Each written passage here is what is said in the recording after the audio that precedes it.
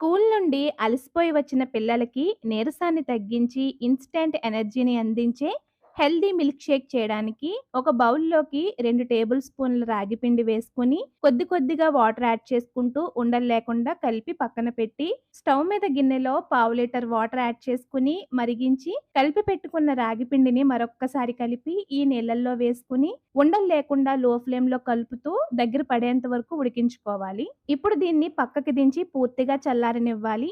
ఆలోపు నానబెట్టుకున్న బాదం, పిస్తా తొక్కు తీసుకొని జ్యూసర్ జార్‌లోకి బాదం, పిస్తా, నానబెట్టుకున్న జీడిపప్పు, కిస్మిస్, అంజీర్, ప్రిపేర్ చేసుకున్న రాగి పేస్ట్ వేసుకోవాలి. మీ తీపికి తగ్గట్టుగా 15, 20 వరకు గింజలు తీసేసిన డేట్స్‌ని పాలల్లో నానబెట్టుకొని, ఆ పాలు కూడా వేసుకొని ఉండలు లేకుండా ఇలా ఫైన్ మిల్క్ షేక్‌లా బ్లెండ్ చేసుకొని, పిల్లల్ని అట్రాక్ట్ చేయడానికి చెర్రీతో గార్నిష్ చేసి సర్వ్ చేసుకుంటే ఒంటికి చలువ చేయడంతో పాటు నీరసాన్ని తగ్గిస్తుంది.